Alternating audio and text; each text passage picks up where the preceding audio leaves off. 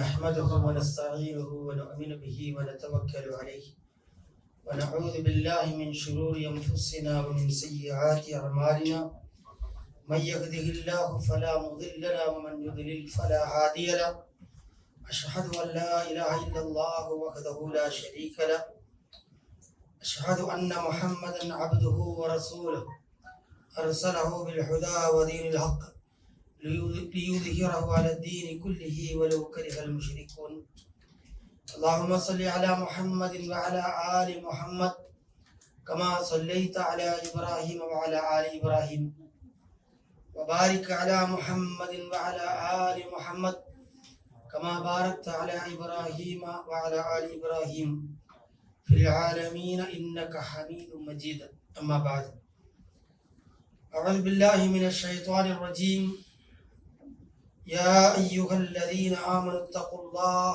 حق تقاته ولا تموتن إلا وأنتم مسلمون. പ്രിയമുള്ള വിശ്വാസി സഹോദരങ്ങളെ, അസ്സലാമു അലൈക്കും വറഹ്മത്തുള്ളാഹി വബറകാതുഹു. പരമകാരുണ്യനും പരമപരിശുദ്ധനുമായ അല്ലാഹുവിനെ ജീവിതത്തിലെ എല്ലാ മേഖലകളിലും സൂക്ഷിക്കുക. അവനെ ഹൃദയമറിഞ്ഞ് സ്നേഹിക്കുക. അല്ലാഹുവിന്റെ വിധിവിലക്കുകൾ ജീവിതത്തിൽ പാലിക്കാൻ പരമാവധി പരിശ്രമിക്കുക. അഷ്റഫുൽ ഖൽഖ് മുഹമ്മദ് മുസ്തഫ സല്ലല്ലാഹു അലൈഹി വസല്ലമയുടെ ജീവിത മാതൃകയാണ് ഇഹപര ജീവിതത്തിന് അനുഗുണമായിട്ടുള്ളതെന്ന് ബോധ്യപ്പെട്ട് അവയെ മുറുകെ പിടിക്കുക, അനുധാവനം ചെയ്യുക. മുവഹിദുകളായി ജീവിക്കാനും ലാ ഇലാഹ ഇല്ലല്ലാഹ് എന്ന വിശുദ്ധ വാക്യം ഉച്ചരിച്ചുകൊണ്ട് മരണപ്പെടാൻ ഉപകരിക്കുന്ന പ്രവർത്തനങ്ങളിൽ ഏർപ്പെടാനും പരമാവധി പരിശ്രമിക്കുകയും അതിനുവേണ്ടി പ്രാർത്ഥിച്ചുകൊണ്ടിരിക്കുകയും ചെയ്യും. അല്ലാഹു സുബ്ഹാനഹു വ തആല നമുക്കെല്ലാവർക്കും അതിന് തൗഫീഖ് നൽകട്ടെ. ഇന്ന് വെള്ളിയാഴ്ച പലരും പല നിലക്ക് പല പരിപാടികളിൽ ഏർപ്പെടുകയും അല്ലെങ്കിൽ വിശ്രമിച്ചു കൊണ്ടിരിക്കുകയും ചെയ്യുന്ന ഒരു ദിവസം. ഇന്നലെയും വൈകുന്നേരം നമുക്ക് ക്ലാസ് ഉണ്ടായിരുന്നു. ദീനിനെ സംബന്ധിച്ച് ഇസ്ലാമിന്റെ പ്രമാണങ്ങളിൽ നിന്ന് പഠിക്കുന്ന ക്ലാസ്സുകളിലെല്ലാം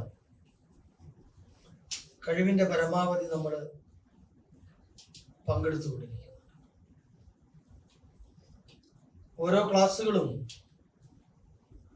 നമ്മുടെ ജീവിതത്തിനുള്ള ഭക്ഷണമാണ് എന്ന് പറയും. കേൾക്കുന്ന കാര്യങ്ങൾ തന്നെയാണ് നമ്മൾ സദാ കേട്ടുകൊണ്ടിരിക്കുന്നത്. അറിഞ്ഞ കാര്യങ്ങൾ തന്നെയാണ് മിക്കപ്പോഴും സ്റ്റേജുകളിൽ നിന്ന് നമ്മളെ അറിയിച്ചു കൊണ്ടിരിക്കുന്നത്. പക്ഷേ ഇസ്ലാമിൻ്റെ തദ്കിറകൾ, ഇസ്ലാമിൻ്റെ ഉത്ബോധനങ്ങൾ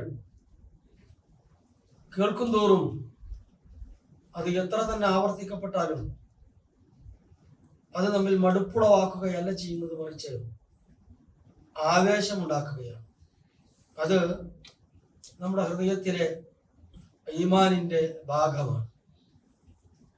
അല്ലാഹുവിലും മധ്യദൂതനിലും സല്ലല്ലാഹു അലൈഹി വസല്ലം വിശ്വസിക്കുന്ന നമ്മെ സംബന്ധിച്ചിടത്തോളം എല്ലാ സന്ദർഭങ്ങളിലും അള്ളാഹുവിന്റെ കിതാബിൽ നിന്നും പ്രവാചക തിരുമേനി സല്ലല്ലാഹു അലൈഹി വസല്ലമയുടെ ഹദീസുകളിൽ നിന്നും പാഠങ്ങൾ കേൾക്കുമ്പോൾ നമ്മുടെ ഹൃദയം അതിനോട് ചേർന്ന് നിൽക്കാറുണ്ട്.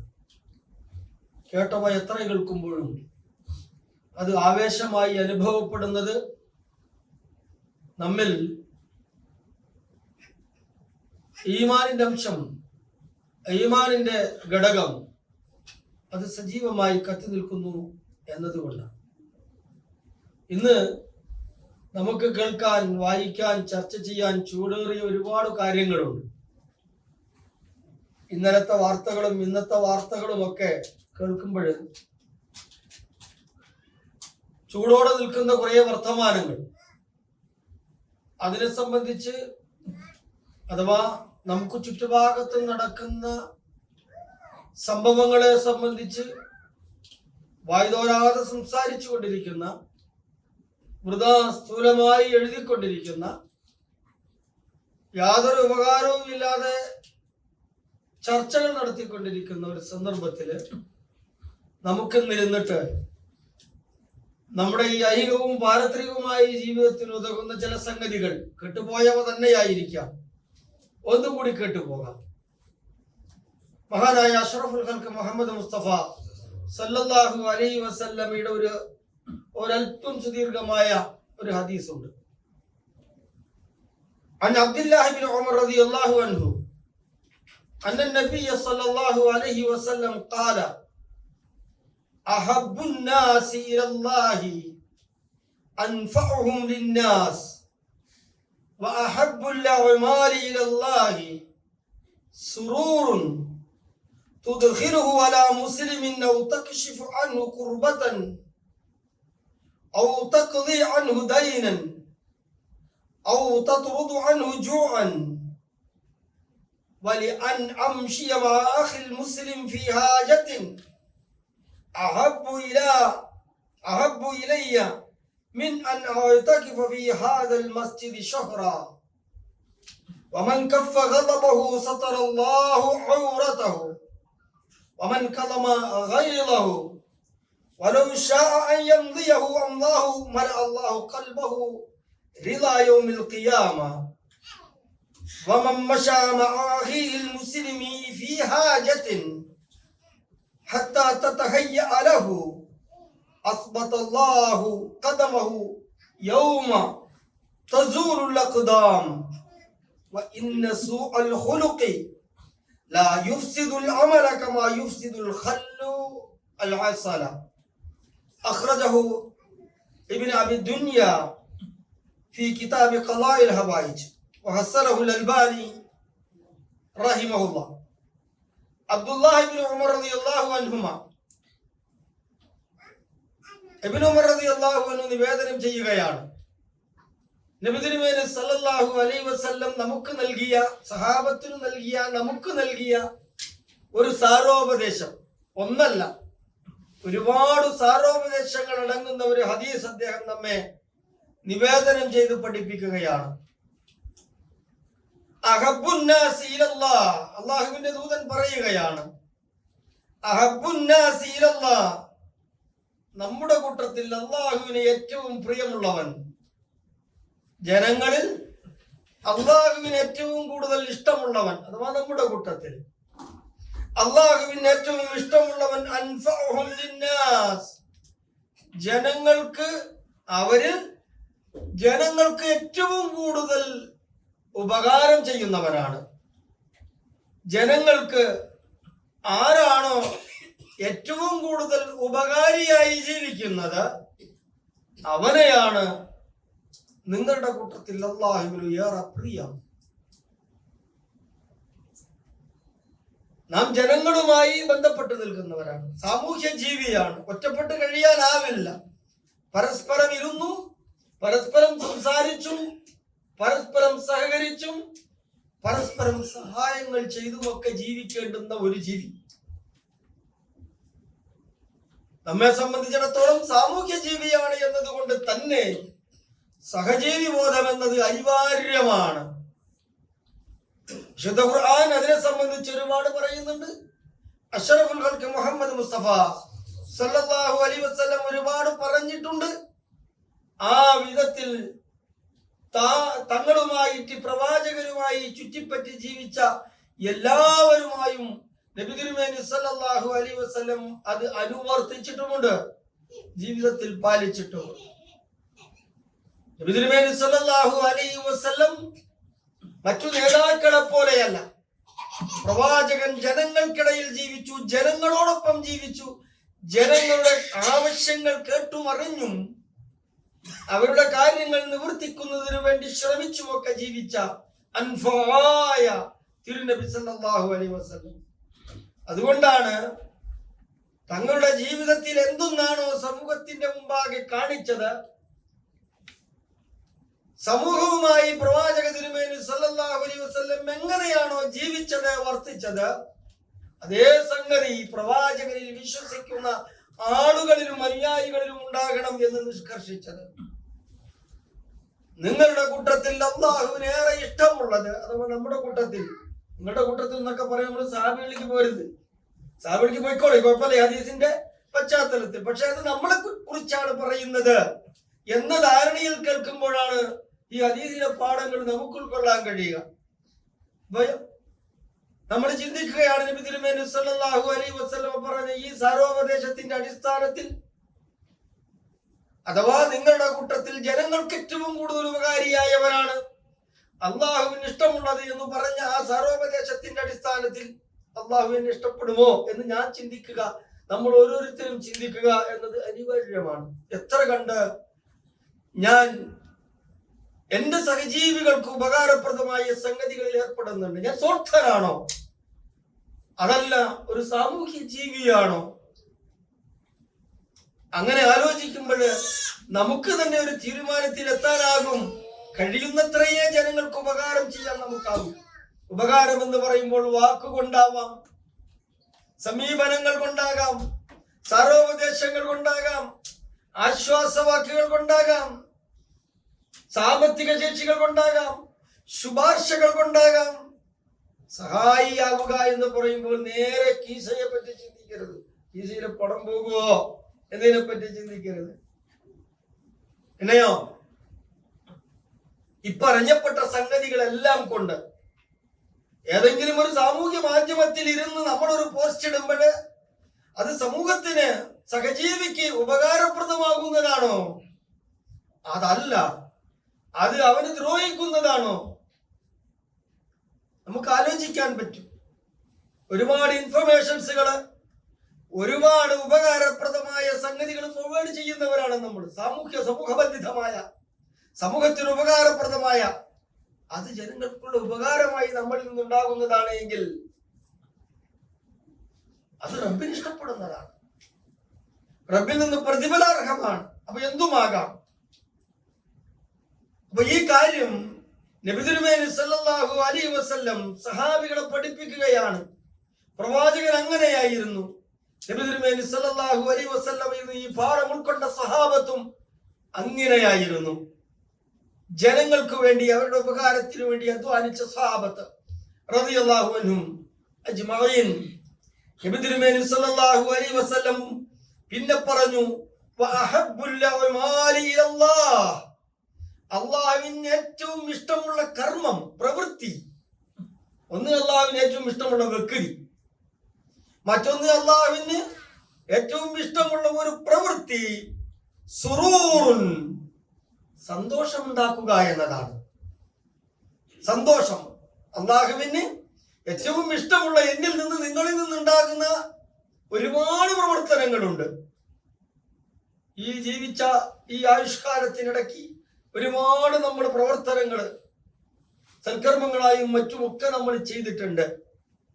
എന്നാൽ ഈ കർമ്മങ്ങളിൽ ഞാനും നിങ്ങളും ചെയ്യുന്ന അല്ലാഹുവിന് ഇഷ്ടമുള്ള അമൽ, പ്രവൃത്തി എന്ന് പറഞ്ഞാൽ സുറൂറുൻ തുദ്ഖിലുഹു അലാ മുസ്ലിമിൻ, ഒരു മുസ്ലിം സഹോദരന് നീ സന്തോഷമുണ്ടാക്കിക്കൊണ്ട് അവനിൽ പ്രവേശിക്കുക എന്നതാണ്.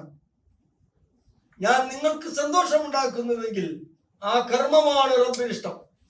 നിങ്ങൾ പരസ്പരം സന്തോഷം നിങ്ങൾ പകരുന്നുവെങ്കിൽ അത്, ആ പ്രവൃത്തിയാണ് അല്ലാഹുവിന് ഏറെ ഇഷ്ടകരം. അല്ലാഹുവിന്റെ റസൂൽ സല്ലല്ലാഹു അലൈഹി വസല്ലം പറയുകയാണ്, കുറേ കൊടുക്കുക എന്നത് ഒരുപക്ഷെ ആർക്കും കഴിഞ്ഞേക്കും, പക്ഷെ സന്തോഷം പകരാൻ, പരസ്പരം സന്തോഷം പകരാൻ, എന്നെ കാണുമ്പോൾ നിങ്ങൾക്കുണ്ടാകുന്ന ആ സന്തോഷം, എന്റെ വാക്കുകൾ കേൾക്കുമ്പോൾ നിങ്ങൾക്കുണ്ടാകുന്ന സന്തോഷം, വളരെ പ്രയാസത്തിലിരിക്കുന്ന ഒരു വ്യക്തിയുടെ മുമ്പിൽ പണം ചൊരിഞ്ഞാലല്ല അവനുണ്ടാകുന്ന സന്തോഷം, ആശ്വാസവാക്ക്. ഒരാശ്വാസവാക്ക്, അവന്റെ മുമ്പിൽ ചെന്നുകൊണ്ടുള്ള ഒരു പുഞ്ചിരി, ഇത് സുറൂറാണ്, സന്തോഷം പകരലാണ്. അതിനാണ് അള്ളാഹുവിന് ഏറെ ഇഷ്ടം. അതിനോടാണ് അള്ളാഹുവിന് ഏറെ ഇഷ്ടമുള്ളത്. അതുകൊണ്ടാണല്ലോ നബി തിരുമേനി സല്ലല്ലാഹു അലൈഹി വസല്ലമ പറഞ്ഞത്, നിങ്ങള് ഒരു സഹോദരനെ കണ്ടുമുട്ടുമ്പോൾ പരസ്പരം കാണുമ്പോഴൊന്ന് ചിരിക്കുക, പുഞ്ചിരിക്കുക, അട്ടഹസിക്കല്ല, പുഞ്ചിരിക്കുക.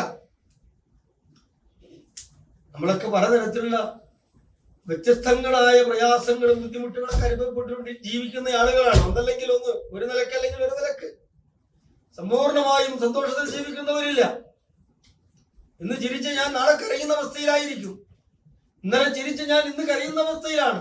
ദീർഘനാളായിട്ട് പ്രയാസങ്ങൾ അനുഭവിച്ചുകൊണ്ടിരിക്കുന്നവരായിരിക്കും. പക്ഷെ നിങ്ങൾക്ക് എന്നെ നോക്കിയാൽ ഒരു പക്ഷെ അതൊന്നും അറിയില്ല. അതല്ലെങ്കിൽ എന്റെ പ്രയാസങ്ങൾ നിങ്ങളുടെ പ്രയാസങ്ങൾ എനിക്കും നിങ്ങൾക്കും ഒക്കെ പരസ്പരം അറിയാം. പക്ഷെ എന്നെ കണ്ടാൽ നിങ്ങൾ മാറി നടക്കുകയാണ്, നിങ്ങളെ കണ്ടാൽ ഞാൻ മാറി നടക്കുകയാണ്. അങ്ങനെയല്ല, കാണുന്നു, അവനെ സമീപിക്കുന്നു, ഒന്ന് പുഞ്ചിരിക്കുന്നു, അവന്റെ വിഷമതകൾ ചോദിച്ചറിയുന്നു, പ്രയാസപ്പെടല്ലേ എന്ന് ആശ്വാസവാക്ക് പറയുന്നു, റബ്ബിനെ സംബന്ധിച്ചുള്ള പ്രതീക്ഷ നൽകുന്നു. ആ ഭാരമൊന്ന് ഇറങ്ങും, ആ ഭാരമൊന്ന് ഇറങ്ങും. ഒന്നുമല്ലെങ്കിലും അവന്റെ കൈ പിടിച്ചിട്ട് പ്രയാസപ്പെടേണ്ട, ഞാൻ നിനക്ക് വേണ്ടി പ്രാർത്ഥിക്കുന്നുണ്ട്. നബി സല്ലല്ലാഹു അലൈഹി വസല്ലമയുടെ പ്രാർത്ഥനകളിൽ പ്രധാനമായ ഒരു പ്രാർത്ഥന നമ്മൾ മിക്കപ്പോഴും കേട്ട് കാണും. നമ്മുടെ ഈ ഖുതുബകളിലല്ല, അല്ലാഹുമ്മ ഫർരിജ് ഖുറബൽ, അല്ലാഹുമ്മ ഫർരിജ്ഹും അൽഹമ്മ ഫർരിജ് ഹമ്മൽ മഹ്മൂമീൻ വഖദി ദൈന അനിൽ മദീനീൻ എന്ന്. എന്താണ് അതിന്റെ അർത്ഥം? അല്ലാഹുവേ, പ്രയാസപ്പെടുന്ന ഒരുപാട് പേരുണ്ട്. ആ പ്രയാസം അനുഭവിക്കുന്ന ആളുകളുടെ പ്രയാസങ്ങൾ മുഴുവനും, ദുഃഖങ്ങൾ മുഴുവനും നീ ഇല്ലായ്മ ചെയ്യണമേ. അല്ലാഹുവേ, കടബാധ്യതകൾ കൊണ്ട് പ്രയാസപ്പെടുന്ന ഒരുപാടുണ്ട് എന്റെ ചുറ്റുപാടിൽ. അങ്ങനെ കടബാധ്യതകൾ കൊണ്ട് പ്രയാസം അനുഭവപ്പെടുന്ന ആളുകളുടെ കടബാധ്യതകളെ നീ നിവർത്തിച്ചു കൊടുക്കണമേ. ഇതും സ്വന്തം സഹോദരന് വേണ്ടിയുള്ള, തന്റെ സഹജീവിക്ക് വേണ്ടിയുള്ള സന്തോഷം പകരുന്ന ഒരു കർമ്മമായി വേണം നമ്മൾ കാണാൻ. കുറേ പണം കൊടുക്കാന്നുള്ളതല്ല. പണം കൊടുക്കാൻ ഇല്ലാത്തതുകൊണ്ടാണ് അധികം ആളുകളും ഈ പറഞ്ഞ പ്രവൃത്തിയൊന്നും ഏർപ്പെടാത്തതും. മാറി മാറി പോകുന്നത് എന്തുകൊണ്ടാ? ഓനക്ക് ഒരുപാട് ബുദ്ധിമുട്ടുണ്ട്, അവനെന്തെങ്കിലും കൊടുത്താലേ പോലും എന്നെ സന്തോഷം ഉണ്ടാവും. അത് മാത്രമല്ല, പിന്നെയോ ഈ പറഞ്ഞതുപോലുള്ള സംഗതികളെല്ലാം സഹോദരന് വേണ്ടി, സഹജീവിക്ക് വേണ്ടി ചെയ്യുക. ഈ പറയുന്ന സംഗതികള് നമ്മുടെ നാട്ടുകാർക്ക് വേണ്ടി മാത്രമെന്ന് ചിന്തിക്കരുത്. നമ്മുടെ വീട്ടിൽ തന്നെ ഒരു സഹജീവി ഉണ്ടാവും, സഹജീവികളുണ്ട്. നമ്മുടെ മാതാവ്, നമ്മുടെ പിതാവ്, നമ്മുടെ ഭാര്യ, നമ്മുടെ മക്കൾ, ഇവരെല്ലാവരും നമ്മുടെ സഹജീവികളാണ്, ഒപ്പം ജീവിക്കുന്ന ആളുകളാണ്. വാപ്പ നമ്മളെ കാണുമ്പോൾ ദുഃഖത്തിലാണോ സന്തോഷത്തിലാണോ എന്ന് നമുക്ക് തന്നെ തീരുമാനിക്കാനാകും. നമ്മുടെ വരവ്, നമ്മുടെ കാഴ്ചയിൽ നമ്മെ കാണുന്ന മാത്രയിൽ അവർക്കുണ്ടാകുന്ന മാനസിക അവസ്ഥ എന്താണ് എന്ന് നമുക്ക് തീരുമാനിക്കാം. നമ്മളെ കാണുമ്പോൾ നമ്മുടെ ഭാര്യമാർക്ക് സന്തോഷമാണോ അതല്ല പ്രയാസമാണോ? നമ്മുടെ മക്കൾക്ക് നമ്മളെ കാണുമ്പോൾ സന്തോഷമാണോ അല്ല പ്രയാസമാണോ? ആരുടെ സമീപത്തേക്ക് നീ പോകുന്നുവോ, ആരുടെ മുമ്പിലേക്ക് നീ കയറി ചെല്ലുന്നുവോ, ആ ചെല്ലുന്ന സന്ദർഭത്തിൽ ആ വ്യക്തിയുടെ ഹൃദയത്തിലേക്ക് നിനക്ക് സന്തോഷം പകരാനാകുന്നുവെങ്കിൽ അത്, ആ കർമ്മം അല്ലാഹുവിന് ഏറെ ഇഷ്ടമുള്ളതാണ് എന്ന് റസൂൽ സല്ലല്ലാഹു അലൈഹി വസല്ലമ നമ്മെ പഠിപ്പിക്കുകയാണ്. നബി തിരുമേനി സല്ലല്ലാഹു അലൈഹി വസല്ലമ തുടർന്ന് പറഞ്ഞത്, ഔ തക്ഷിഫ അൻഹു ഖുർബതൻ, ഒരു സഹോദരനിൽ അല്ലെങ്കിൽ തന്റെ വീട്ടിൽ തന്നെയുള്ള ഒരു സഹജീവിയിൽ ഏതെങ്കിലും തരത്തിലുള്ള പ്രയാസങ്ങൾ, പ്രതിസന്ധിയുണ്ട് എങ്കിൽ അത് ഇല്ലായ്മ ചെയ്യുന്നതിന് വേണ്ടി ശ്രമിക്കുക. ആ ശ്രമം അല്ലാഹുവിന് ഏറെ ഇഷ്ടമുള്ള സംഗതിയാണ്. ഔ തഖ്ലി അൻഹു ദൈന, അതല്ലെങ്കിൽ ഏതെങ്കിലും ഒരാളുടെ മേലുള്ള കടബാധ്യത അത് നിവർത്തിക്കുന്നതിന് വേണ്ടി നീ ശ്രമിക്കുന്നുവെങ്കിൽ അത് അല്ലാഹുവിന് ഏറെ പ്രിയമുള്ള കർമ്മമാണ്. ഔ തത്റുദ അൻഹു ജൂഅൻ, അതല്ലെങ്കിൽ ഒരു വ്യക്തിയുടെ വിശപ്പകറ്റാനായി നീ എന്തെങ്കിലും ശ്രമം നടത്തുന്നുവെങ്കിൽ അപ്പോഴും പൈസ കൊടുത്ത് ഭക്ഷണം വാങ്ങി കൊടുക്കുക എന്നുള്ള ആ ചിന്തയിലേക്ക് പോകരുത്. ഒരാളെ കൊണ്ട് പറഞ്ഞിട്ട് കയ്യിൽ കാശില്ലെങ്കിലും ഒരാളോട് നീല പറഞ്ഞു കൊടുക്കുക. ഇതായി മനുഷ്യർ കുറെ നാളായിട്ട് പ്രയാസത്തിലാണ്, വിശപ്പ് അനുഭവിച്ചു കഴിയാണ്, ഇവർക്ക് ഭക്ഷണം വാങ്ങി കൊടുക്കണം. അതൊരു പ്രോത്സാഹനമാണ്, പ്രചോദനമാണ്. അപ്പോ വിശപ്പ് അനുഭവിക്കുന്നവന് വിശപ്പാറ്റുന്നതിന് വേണ്ടി ഭക്ഷണം നൽകുക എന്നത്, കടബാധ്യതക്കാരന്റെ ബാധ്യത നിവർത്തിക്കുന്നതിന് വേണ്ടി ശ്രമിക്കുക എന്നത്, അപ്പോഴും അവന്റെ കടബാധ്യത നിവർത്തിക്കാൻ പറ്റുന്ന സംഖ്യ തന്റെ പോക്കറ്റിൽ നിന്ന് എടുത്തു കൊടുക്കണം എന്നതിനെ പറ്റി മാത്രം ആലോചിക്കരുത്. പിന്നെയോ അത് കൊടുക്കാൻ ശേഷിയുള്ള ആളുകളുണ്ട്, അവരെ ബന്ധപ്പെട്ട് അവർക്ക് എന്ത് ചെയ്യാം, അവരെ കൊണ്ട് എന്തെങ്കിലും സഹായം ചെയ്യിപ്പിക്കുന്നതിന് വേണ്ടി ശുപാർശ പറയാൻ നമുക്ക് സാധിക്കും. പേടിക്കണ്ട, ഒരാളുണ്ട്, ഞാൻ അദ്ദേഹത്തോട് സംസാരിക്കാം, ആശ്വാസമായി, എന്തെങ്കിലും ഒരു പ്രതീക്ഷയായി. അങ്ങനെ ആ മനുഷ്യനുമായി കണ്ട് ഇവന്റെ അവസ്ഥയെ പറ്റി പറഞ്ഞ് ആ മനുഷ്യനെ കൊണ്ട് എന്തെങ്കിലും കടനിവൃത്തിക്ക് വേണ്ടി, കടം വീട്ടാനായിട്ട് വല്ലതും ചെയ്തു കൊടുത്താൽ പുണ്യമാണ്, അള്ളാഹുവിന് ഇഷ്ടമുള്ള കർമ്മമാണ്. എപ്പോഴും എന്ത് ചെലവഴിക്കണം അല്ലെങ്കിൽ എന്ത് സഹായിക്കണം എന്ന് പറയുമ്പോഴും ഞാൻ ആവർത്തിക്കട്ടെ, നമ്മുടെ പോക്കറ്റിലേക്ക് മാത്രം നോക്കുന്ന ഒരു അവസ്ഥ വരരുത്. അന്യരുടെ പോക്കറ്റിലേക്ക് കൂടി നോക്കുക, എന്നിട്ട് അവിടെ നിന്ന് കിട്ടാതെ വാങ്ങിയിട്ടെങ്കിലും കൊടുക്കുക. നമ്മുടെ കയ്യിൽ നിന്ന് നിർബാധം കൊടുക്കാവുന്നത് സമാശ്വാസ വാക്കുകളാണ്, സന്തോഷ വാക്കുകളാണ്, പ്രതീക്ഷകളാണ്, ആശകളാണ്, അള്ളാഹുവിനെ സംബന്ധിച്ച അവനിൽ നിന്നുള്ള അതിരില്ലാത്ത കരുണകളാണ്. ഇതൊക്കെയാണ് നമുക്ക് പറയാം. കയ്യിൽ കാശില്ലെങ്കിൽ ഞാനൊന്നുമില്ല, എവിടേക്കും ഞാൻ ഇറങ്ങില്ല, എന്റെ കയ്യിൽ പൈസ അല്ല എന്ന് പറയരുത്. വളരെ നിസ്സാരം. അതുകൊണ്ടാണോ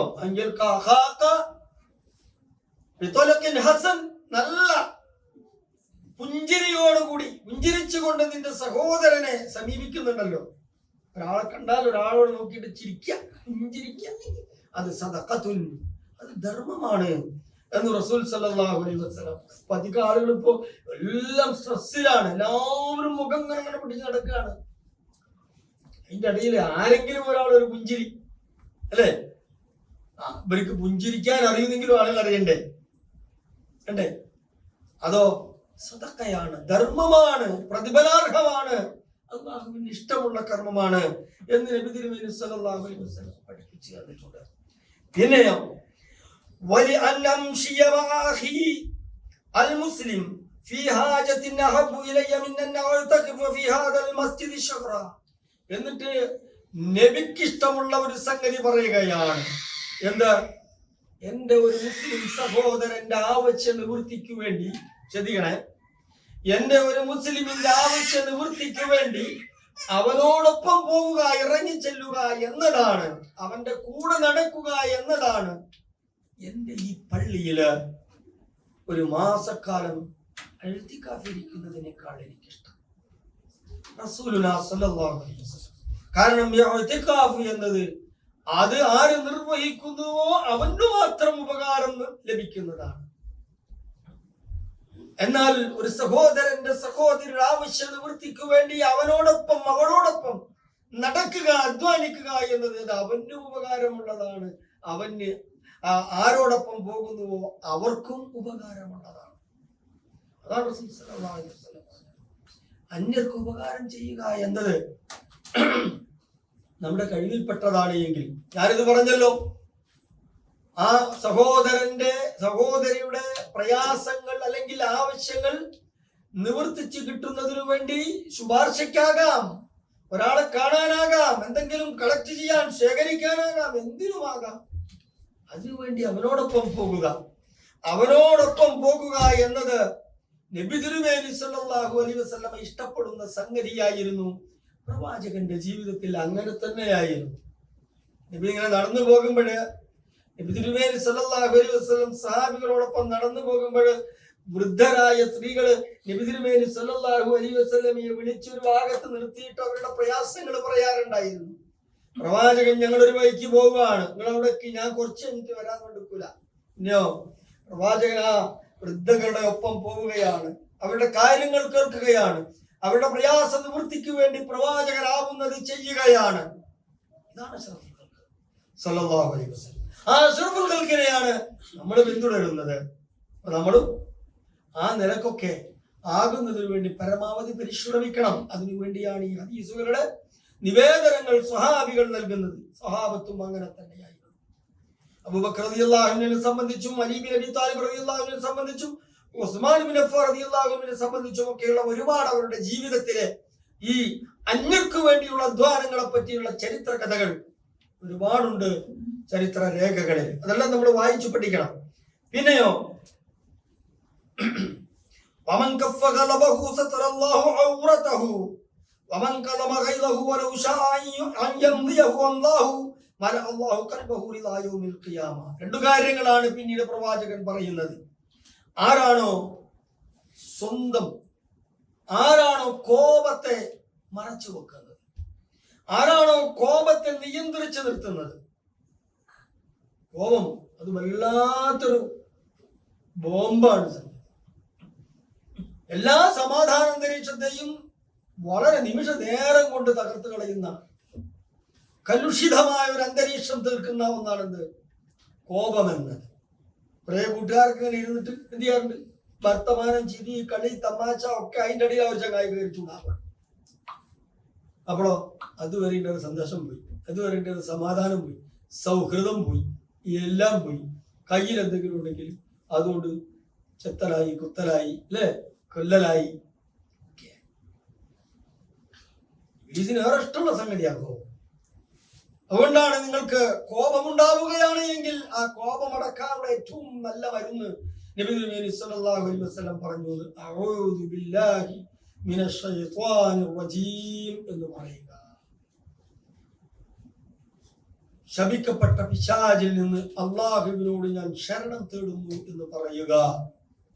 അത് പറയാനുള്ളതാണ്. നിൽക്കുന്ന വേളയിലാണ് നിങ്ങൾ കോപാകുലനാകുന്നതെങ്കിൽ, നിങ്ങളിൽ കോപമങ്കുരിക്കുന്നത് എങ്കിൽ നിങ്ങൾ ഇരിക്കുക. ഇരുന്ന വേളയിലാണ് നിങ്ങൾ കോപാകുലനാകുന്നത് എങ്കിൽ നിങ്ങൾ ഒന്ന് കിടക്കുക, ഒരു ഭാഗത്തേക്ക് ചാഞ്ഞിരിക്കുകയോ ചെരിഞ്ഞിരിക്കുകയോ ചെയ്യുക. എന്ന് വെച്ചാൽ കോപം അത് ദൂരവ്യാപകമായ പ്രതിസന്ധികൾ ഉണ്ടാക്കുന്ന, പ്രത്യാഘാതങ്ങൾ ഉണ്ടാക്കുന്ന ഒന്നാണ്. എത്രയായിരിക്കും അതിൻ്റെ അന്ത്യഫലം എന്നൊരാൾക്കും പ്രവചിക്കുക സാധ്യമല്ല. അതുകൊണ്ടാണ് അല്ലാഹുവിന്റെ റസൂൽ സല്ലല്ലാഹു അലൈഹി വസല്ലമ പറഞ്ഞു, ആരാണോ കോപമടക്കുന്നത്, വമൻ കഫ ഗലബഹു സതറല്ലാഹു ഔറതഹു, കോപമടക്കിയാലുള്ള അല്ലാഹുവിന് ലഭിക്കുന്ന ഗുണം എന്താണ്? കോപമടക്കി എന്റെ ഗുണം എന്താ? അതിനുള്ള ഗുണം കേൾക്കുമ്പോഴാണ് വല്ലാത്ത അത്ഭുതം തോന്നുന്നത്.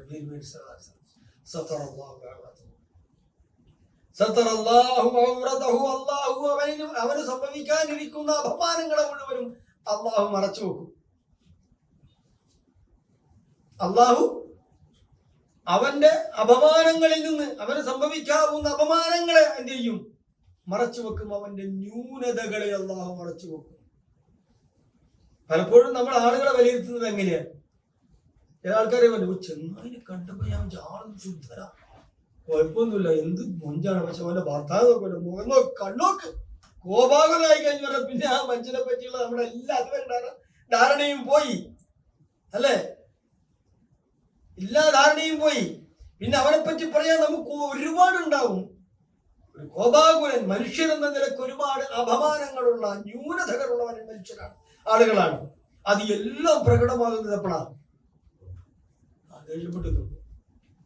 ആര് പറഞ്ഞാലും കേൾക്കൂല, ആര് പിടിച്ചാലും നിൽക്കൂല, ഓന് പറയാനുള്ളതെല്ലാം പറയും. അപ്പൊ വീട്ടിൽ ഭാര്യയോട് തല്ലുകൂടാണെങ്കിൽ തന്നെ ആൾക്കാർ എന്ത് ചെയ്യും? ഭാര്യ നമ്മളോട് പറയും, ഒന്നോ അടങ്ങി, ആൾക്കാരെ പുറത്തുപുറത്തൊക്കെ ഉണ്ട്, അയൽവാസികളൊക്കെ കേൾക്കൂല ചോദിച്ചാൽ അപ്പൊ ഒച്ച പിന്നെയും കൂടും. എന്നിട്ട് നാളെ കേൾക്കട്ടെ, കേൾക്കാൻ വേണ്ടി തന്നെ ഞാൻ ഈ പറയുന്നത് കൊണ്ട് പറഞ്ഞു, അല്ലേ? ഇങ്ങനെയാണ് പൊതുനിരത്തിലായിരുന്നാലും, സദസ്സുകളിലായിരുന്നാലും, മീറ്റിങ്ങുകളിലായിരുന്നാലും, വീട്ടിനുള്ളിലായിരുന്നാലും ഒക്കെ കോപാകുലനായി കഴിഞ്ഞാൽ അവന്റെ ഔറത്ത് മുഴുവൻ വെളിവാകും. എന്ന് വെച്ചാൽ ഷർട്ടും മുണ്ടൊക്കെ ഊരിപ്പോകുന്ന അർത്ഥത്തിലല്ല പറഞ്ഞു. ഓന്റെ ആന്തരികമായ കുറെ ന്യൂനതകളുണ്ട് ഔറത്തുകൾ. കോപമടക്കുന്നവന് അല്ലാഹു സുബ്ഹാനഹു വ തആല അവന്റെ ന്യൂനതകളെ മുഴുവനും വ്യക്തമാക്കി ആരും കാണാത്ത വിധം സംരക്ഷിക്കും. ഇത് വേണമെങ്കിൽ നമുക്ക് എന്ത് ചെയ്യാം, ഇങ്ങനൊരു അവസ്ഥ വേണമെങ്കിൽ നമുക്ക് ചെയ്യാം. പക്ഷെ നമ്മളെ പറ്റി പല സന്ദർഭങ്ങളിലും ആളുകൾ വിലയിരുത്തി കഴിഞ്ഞിട്ടുണ്ടാവുമോ? അല്ലെ? ഇനി ഇവിടുന്ന് അങ്ങോട്ടേക്കെങ്കിലും എന്ത് മൂക്കിന്റെ മുമ്പിലായിരുന്നു പോലെ ചൂടി. ഇപ്പൊ എന്താ നല്ല മനുഷ്യൻ. ഈ ഹദീസ് കേട്ടിട്ടാണേ, ഈ ഹദീസ് പഠിച്ചിട്ടാണ് നയിക്കുന്നത്. അൽഹംദുലില്ലാഹ്, അല്ലാഹു തൗഫീഖ് ചെയ്യട്ടെ. നബി തിരുമേനി സല്ലല്ലാഹു അലൈഹി വസല്ലം പറഞ്ഞു, വമൻ ഖദമ ഗൈലഹു വലൗ ശാഅ അൻ യംദിയഹു അല്ലാഹു മല അല്ലാഹു ഖൽബഹു ഇലാ യൗമിൽ ഖിയാമ. ഒരാൾക്ക് ഇതേപോലെ ഗൈൽ പറഞ്ഞാലും കോപം എന്ന അർത്ഥം തന്നെയാണ്. ഗൈൽ എന്ന് പറഞ്ഞാലും കോപം തന്നെയാണ്. ചില സന്ദർഭങ്ങളിൽ സാഹചര്യത്തിന്റെ സമ്മർദ്ദത്താൽ ഉണ്ടാകുന്ന, അഥവാ ഒരാളോട് കോപം ഉണ്ടാവാനുള്ള എല്ലാ കാരണമുണ്ട്.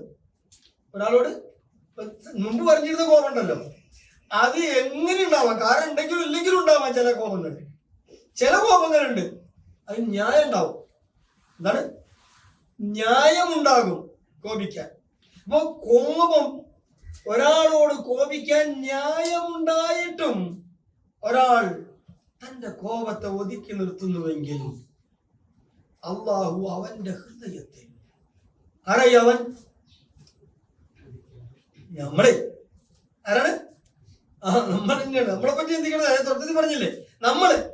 അപ്പൊ ന്യായമുണ്ടായിട്ടും വേണമെങ്കിൽ അവർ കോപിക്കാം, കാരണം കൃത്യമായ കാരണമുണ്ട്, ന്യായമുണ്ട്, മനസ്സിലാവും. പക്ഷെ ന്യായമുണ്ടായിട്ടും തന്റെ കോപത്തെ ആര് ഒതുക്കി നിർത്തുന്നുവോ അവന്റെ ഹൃദയത്തിൽ, അങ്ങനെ ചെയ്യുന്ന നമ്മുടെ ഹൃദയത്തിൽ ഖിയാമത്തു നാളിലെ നമുക്ക് ലഭിക്കേണ്ടുന്ന തൃപ്തി ഉണ്ടല്ലോ. ആരുടെ തൃപ്തി? അള്ളാഹു. ഖിയാമത്തു നാളിൽ അള്ളാഹുവിന് ലഭിക്കേണ്ടുന്ന തൃപ്തി, അത് അവന്റെ ഹൃദയത്തിൽ അള്ളാഹു നിറച്ചു കൊടുക്കും.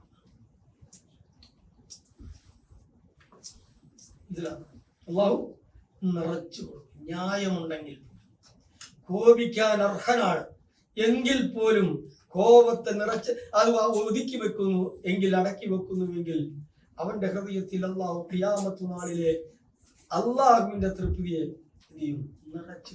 നമുക്ക് വേണ്ടത് ഏതാ? അതല്ലേ വേണ്ടേ? അപ്പൊ അതാണ് റസൂൽ സല്ലല്ലാഹു അലൈഹി വസല്ലം മറ്റൊരു ഉപദേശമായി നമുക്ക് നൽകുന്നത്. പിന്നെയോ, വമൻ മശാ മഅ അഖീഹിൽ മുസ്ലിമി ഫീ ഹാജത്തിൻ ഹത്താ തതഹയ്യ ലഹു അസ്ബത അല്ലാഹു ഖദമഹു യൗമ തസൂലുൽ അഖ്ദാം. ആരാണ് ഒരു സഹോദരന്റെ ആവശ്യ നിവൃത്തിക്കായി, ആ ആവശ്യം നിവർത്തിക്കപ്പെടുവോളം അവന്റെ കൂടെ സഞ്ചരിക്കുന്നത്? കേട്ടോ, ആരാണ് ഒരാളുടെ കൂടെ അവനൊരാവശ്യമുണ്ട്, ആ ആവശ്യം ശരിയായി കിട്ടുവോളം അവനോടൊപ്പം നടക്കുന്നത്, അതിനുവേണ്ടി ശ്രമിക്കുന്നത്, അധ്വാനിക്കുന്നത്? എത്രയോ ആളുകൾ നമ്മളൊക്കെ നടന്നിട്ടുണ്ടാവും അവരുടെ ആവശ്യങ്ങൾക്ക് വേണ്ടി. ഇടയ്ക്ക് വെച്ച് എന്ത് ചെയ്യും? അല്ലേ, നടക്കൂലാന്ന് കുറെ നാളെ നടക്കും, എന്റെ കാര്യം തന്നെ അവിടെ കഴിയില്ല, ഓന്റെ പിന്നാലെ നടന്നത്, ഓന്റെ കാര്യം നിവർത്തിച്ചു കൊടുക്കാൻ വേണ്ടിയാണ്, ഒന്നും ശരിയാവില്ല അല്ലേ? അപ്പോൾ പെട്ടെന്ന് എന്ത് ചെയ്യും? മെല്ലെ മുങ്ങും. ഫോൺ വിളിച്ചാൽ പിന്നെ ചാടി കട്ട് ചെയ്യും, എടുക്കുന്നല്ല, ചാടി കട്ട് ചെയ്യും. എവിടെയെങ്കിലും കണ്ടുമുട്ടിയാലോ ദൂരെ നിന്നേ സലാം പറയും, അടുത്തേക്ക് വരുന്നതിന് മുമ്പ് തന്നെ സലാം പറഞ്ഞു പോകും. അങ്ങനെ പല പരിപാടികളുണ്ട് നമ്മുടെ കയ്യിൽ. അതേസമയം കഴിയുന്നത്ര അവന്റെ കാര്യം എന്തൊന്നിനു വേണ്ടി നമ്മൾ അവനോടൊപ്പം ഇറങ്ങി പുറപ്പെട്ടു പോകും, അത് നിവർത്തിക്കുന്നത് വരെ നമ്മൾ അവനോടൊപ്പം നിന്ന് കഴിഞ്ഞാൽ, അങ്ങനെയാണെങ്കിലോ ഒരു നാള് വരാനുണ്ട്. ആ നാളിൽ നമ്മുടെ കാൽപാദങ്ങളൊക്കെ എന്ത് ചെയ്യും? തെന്നിപ്പോവാൻ സാധ്യതയുണ്ട്. നമ്മുടെ കാൽപാദങ്ങൾ തെന്നിപ്പോവാൻ സാധ്യതയുള്ള ഖിയാമത്ത് നാളിൽ അല്ലാഹു സുബ്ഹാനഹു വ തആല അവന്റെ കാൽപാദങ്ങൾ ഉറപ്പിച്ചു നിർത്തും. എന്തുകൊണ്ടാ? ഈ സഹോദരന്റെ ആവശ്യ നിവൃത്തിക്ക് വേണ്ടിയുള്ള നടത്തത്തിൽ അവന്റെ കാൽപാദം ഇവിടെ എന്ത് ചെയ്തിട്ടില്ല? അങ്ങോട്ടും ഇങ്ങോട്ടും പോയിട്ടില്ല. അപ്പൊ കാൽപാദങ്ങൾ വീണുപോവാൻ സാധ്യതയുള്ള ഖിയാമത്ത് നാളിൽ അല്ലാഹു അവന്റെ കാൽപാദങ്ങൾ ഉറപ്പിച്ചു നിർത്തും. സിറാത്ത് പാലത്തിലൂടെ എങ്ങനെ അങ്ങ് വിട്ടാകും. എന്തെല്ലാം സാമൂഹ്യ ബന്ധിതമായ സാരോപദേശങ്ങളാണ് മഹാനായ അഷ്റഫുൽ ഖൽഖ് മുഹമ്മദ് മുസ്തഫ സല്ലല്ലാഹു അലൈഹി വസല്ലം.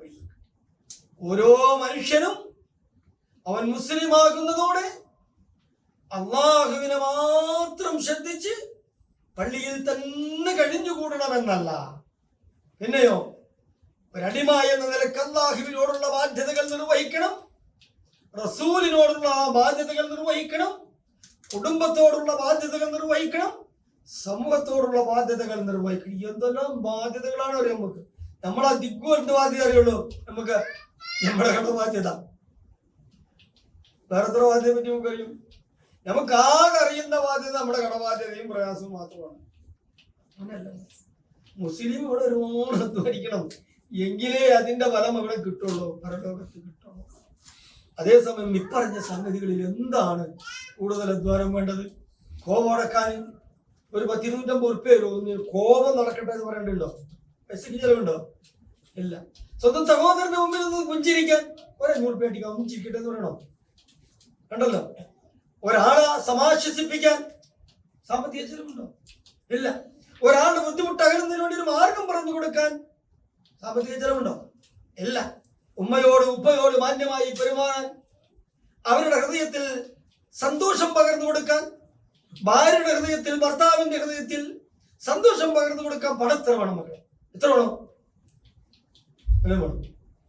ഒന്നും വേണ്ട. ഇപ്പൊ സാമ്പത്തിക ചെലവില്ലാത്ത, ചെയ്യാൻ ആര് മുതിരുന്നുവോ അവന് യാതൊരു പ്രയാസവും ഉണ്ടാകാത്ത വിധമുള്ള കർമ്മങ്ങളെ സംബന്ധിച്ച്, നിലപാടുകളെ സംബന്ധിച്ച് അഷ്റഫുൽ ഖൽഖ് മുഹമ്മദ് മുസ്തഫ സല്ലല്ലാഹു അലൈഹി വസല്ലം നമ്മെ പറഞ്ഞു പഠിപ്പിക്കുകയാണ്. അവിടെ ശ്രദ്ധിക്കുക. നബി സല്ലല്ലാഹു അലൈഹി വസല്ലമയുടെ ഉപദേശങ്ങളൊക്കെ കേൾക്കുക. ഇതുപോലുള്ള സന്ദർഭങ്ങളൊക്കെ വരുമ്പോൾ കലവറയില്ലാതെ അത് നിർവഹിക്കുന്നതിന് വേണ്ടി ശ്രമിക്കുക. അള്ളാഹുവിനോട് അതിന്റെ തൗഫീഖ് ചെയ്യാൻ പ്രാർത്ഥിക്കുക. നമ്മള് നേർക്കുനേരെ കാണുമ്പോൾ മാത്രമല്ല നമ്മുടെ സഹോദരനെ ഓർക്കേണ്ടത്, സഹോദരി ഓർക്കേണ്ടത്, അവർക്ക് വേണ്ടി ഖിദ്മകൾ ചെയ്യേണ്ടത്. എന്നെയോ തിരുമേനി സല്ലല്ലാഹു അലൈഹി വസല്ലമ പറഞ്ഞു, ഒരു സഹോദരന്റെ, ഒരു സഹോദരിയുടെ അസാന്നിധ്യത്തിൽ നിങ്ങൾ നിങ്ങളുടെ സ്വന്തം വീട്ടിലിരുന്ന് അവന്റെ ക്ഷേമത്തിനു വേണ്ടി, ഐശ്വര്യത്തിനു വേണ്ടി, അവന്റെ നന്മകൾക്ക് വേണ്ടിയൊക്കെ നിങ്ങൾ പ്രാർത്ഥിക്കുന്നുണ്ടെങ്കിൽ, അവരുടെ പാപകർമ്മങ്ങൾ പൊറുക്കുന്നതിന് പ്രാർത്ഥിക്കുന്നുവെങ്കിൽ,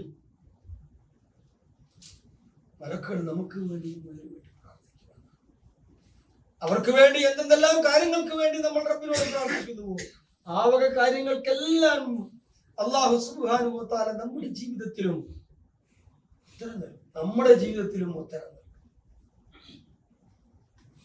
നമ്മള് പള്ളിയിൽ നിസ്കാരമൊക്കെ കഴിഞ്ഞിട്ട് പ്രാർത്ഥിക്കാറില്ലേ?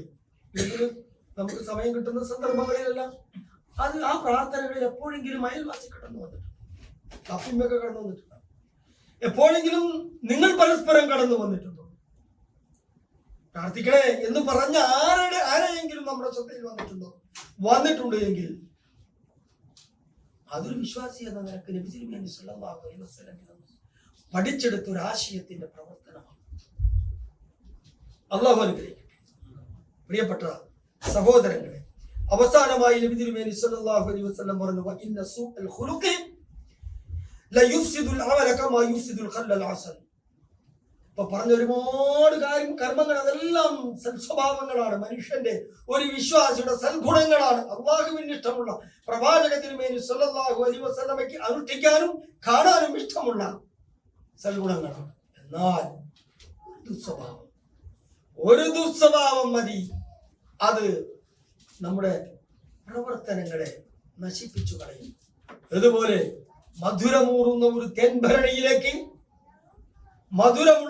തേൻഭരണിയിലേക്ക് ഒരൽപ്പം സുർക്കയൊഴിച്ചാൽ ആ തേൻ എങ്ങനെ കേടുവന്നു പോകുമോ അതുപോലെ സ്വഭാവങ്ങളെ കരുതിയിരിക്കണമെന്ന്, സ്വഭാവങ്ങൾ നമ്മളിലുള്ള സൽഗുണങ്ങളെ നശിപ്പിച്ചു കളയുമെന്ന് മഹാനായ അഷ്റഫുൽ ഖൽഖ് മുഹമ്മദ് മുസ്തഫ സല്ലല്ലാഹു അലൈഹി വസല്ലം ഒരുപാട് സൽഗുണങ്ങളെ പറഞ്ഞിട്ട് അവസാനം പ്രവാചക തിരുമേനി സല്ലല്ലാഹു അലൈഹി വസല്ലം പറഞ്ഞു, ദുർഗുണങ്ങളെ, ദുസ്വഭാവങ്ങളെ നിങ്ങളെ കരുതിയിരിക്കണം. നിങ്ങളുടെ കർമ്മങ്ങള് അത് തേനിനെ, അതിന്റെ ഗുണത്തെ സുർക്ക നശിപ്പിച്ച് കളയുന്നത് പോലെ നശിപ്പിച്ച് കളയുന്നതാണ്. അതുകൊണ്ട് ശ്രദ്ധിച്ചിരിക്കണം. ദുർഗുണങ്ങളെ പറ്റി, നമ്മളിലുള്ള ദുസ്വഭാവങ്ങളെ പറ്റി നമുക്ക് തന്നെ അറിയാം. മിക്കപ്പോഴും നമ്മൾ ചിലക്കൊക്കെ പറയാറില്ലേ, ഞാൻ ചീത്തയാണ് കേട്ടോ, ഞാൻ കേടുന്ന പിന്നെ പറയാറുണ്ട്. നമുക്ക് നമ്മളെ പറ്റി ഒരു ബോധം വേണ്ട, അത് വേണ്ട, മനസ്സിലാകുന്നു. അപ്പൊ അതുണ്ടാവുകയും ചെയ്യും. അതിനെയൊക്കെ കഴിഞ്ഞിരിക്കും. വാക്കുകളിൽ സൂക്ഷ്മത, നോട്ടങ്ങളിൽ സൂക്ഷ്മത, സംസാരങ്ങളിൽ സൂക്ഷ്മത, പെരുമാറ്റങ്ങളിൽ സൂക്ഷ്മത, അതാരുമായുമുള്ള പെരുമാറ്റങ്ങളിലും സൂക്ഷ്മത. അങ്ങനെ കോപത്തെ അടക്കി, വിദ്വേഷത്തെ അടക്കി, ആളുകൾക്ക് ഉപകാരിയായി തീർന്ന് സൽസ്വഭാവങ്ങൾ ജീവിതത്തിൽ പ്രാവർത്തികമാക്കി കഴിയാൻ നമുക്കാകണം. അതിനാകണം നമ്മുടെ ശ്രമങ്ങൾ. ആ ശ്രമങ്ങൾക്കെല്ലാം ഉദവി നൽകുന്നവൻ, തൗഫീഖ് നൽകുന്നവൻ അള്ളാഹുവാണ്. അതുകൊണ്ട് എല്ലാ പ്രാർത്ഥനകളിലും അള്ളാഹു റസൂൽ സല്ലല്ലാഹു അലൈഹി വസല്ലം പ്രാർത്ഥിച്ചതുപോലെ അല്ലാഹുമ്മ അഹ്സിൻ ഖൽഖി വഹസ്സിൻ ഖുലുഖി എന്ന് പ്രാർത്ഥിക്കുക. അള്ളാഹുവേ, നീ എനിക്ക് സുന്ദരമായ രൂപം നൽകി, നീ എന്നെ സുന്ദരമായി സൃഷ്ടിച്ചു, അതേപോലെ നീ എന്റെ സ്വഭാവത്തെയും സുന്ദരമാക്കണമേ. ആരാ പ്രാർത്ഥിച്ചത്? പ്രവാചകന്റെ സ്വഭാവത്തിന് എവിടെയെങ്കിലും ഒരു കേടുണ്ടോ? ഇല്ല. ആ റസൂൽ സല്ലല്ലാഹു അലൈഹി വസല്ലം പറയുന്നു, നീ എനിക്ക് ആകാര ഭംഗി നൽകി, നീ എനിക്ക് ആന്തര ഭംഗി കൂടി നൽകണേ, സ്വഭാവ ഭംഗി കൂടി നൽകണേ എന്ന് പ്രാർത്ഥിച്ചുകൊണ്ടിരിക്കുക. ഞാൻ മഹാചീത്തയാണ് എന്ന് പറയുന്നതിൽ മാറി ഞാൻ മഹാ സൽഗുണനാണ് എന്ന ആ ഒരവസ്ഥയിലേക്ക് മാറാൻ റബ്ബിനോട് പ്രാർത്ഥിക്കുക. അല്ലാഹു അനുഗ്രഹിക്കട്ടെ. വസല്ലല്ലാഹു വസല്ലം അലാ ഖൈരി ഖൽഖി മുഹമ്മദ് വഅലാ ആലിഹി വസഹ്ബിഹി അജ്മഈൻ. അസ്സലാമു അലൈക്കും വറഹ്മത്തുള്ളാഹി.